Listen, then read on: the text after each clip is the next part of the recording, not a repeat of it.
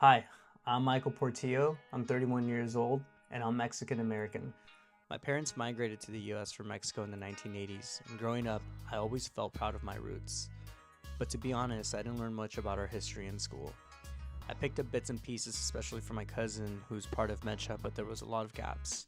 This class helped fill those gaps, and it hit close to home in ways that I didn't expect. Every week, our class was structured around three main things: a reading, a quiz, and a discussion board. Discussion boards were powerful. They included videos, news segments, cultural breakdowns, documentaries, and sometimes music. After watching and reading, we would have to reflect and respond. That weekly rhythm really helped me absorb the material and connect it to my own experience. So in this video, I want to talk and walk you through some of the key concepts we explored and how I responded to them weekly. In our first week, we talked about what it means to identify as Latinx, Latine, or Chicano. Before this, I mostly identified as Mexican American or Chicano, but I had heard the term Latinx online. This class helped me understand that Latinx is a gender-neutral word that includes non-binary and queer people in our community. We also talked about the word Latine, which is easier to pronounce in Spanish. What stood out to me was how these labels reflect deeper issues of gender inclusion in colonial language. I realized that not everyone will agree on one term, and that's okay. What matters is respecting and understanding. This conversation reminded me how personal language can be and how identity is constantly evolving. In week 2, we watched a segment from John Oliver, and then we also watched a music video by Bad Bunny called El Apagón, which is one of my favorite songs. I was shocked to learn that American Samoans are considered US nationals, not US citizens, even though they live under US rule. That's colonialism in real time. Bad Bunny's music video exposed how Puerto Ricans are being pushed out of their homes so that the wealthy can take advantage of tax breaks. It made me realize that colonization isn't just history, it's ongoing. As someone whose family came here seeking opportunity, it hurts to see how people are still being displaced and exploited. In our third week, we dove into the Treaty of Guadalupe Hidalgo, Aztlán, and the Chicano civil rights movement. Aztlán really resonated with me. It's not just a mythic homeland, but a symbol of cultural pride and connection. The 1968 student walkouts, the Vietnam protests, showed how Chicanos were resisting erasure and injustice.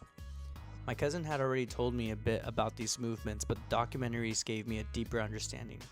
It was powerful to see how the youth and activists reclaimed identity and education. In week 4, we learned about the Zoot Suit Riots from 1943. I'd already heard about the Zoot Suit Riots from the movie American Me, but I didn't understand how violent and racist these attacks were. Zoot suits weren't just clothes, they were a statement. Mexican American youth, especially Pachucos and Pachucas, were asserting their identity through fashion, but instead of being celebrated, they were criminalized. I learned that style can be deeply political, and that even something as simple as clothing can change power structures. Sound familiar? The following week was one of the most emotional weeks in the course for me. We learned about the harvest of loneliness and about the Bracero Program, and I couldn't help not think of my parents and the sacrifices they've made. Braceros were promised opportunity, but were exploited for their cheap labor. They lived in camps, had no rights, and were often fired for no reason. It reminded me that Mexican labor has always been essential to this country, but rarely treated with dignity. Even today, immigrant labor is undervalued, and that needs to change. The following week, we studied about Cesar Chavez and Dolores Huerta, names that I grew up with, listening to, and seeing their faces all over murals in East LA. They led the farm worker movement with nonviolence, faith, and resilience. They organized strikes, boycotts, and fasts to demand justice for the people who feed this country. We also revisited the 1968 student walkouts in East LA. Watching walkout again through this class made it more meaningful. Students were fighting against racism in schools, demanding better textbooks, bilingual education, and representation. I felt lucky that I didn't have to face those challenges in my own school, but I realized that their fight gave me the opportunities that I had. One of the most powerful voices reread this semester was Gloria Anzaldúa. Her book Borderlands, or La Frontera, changed how I see language and identity.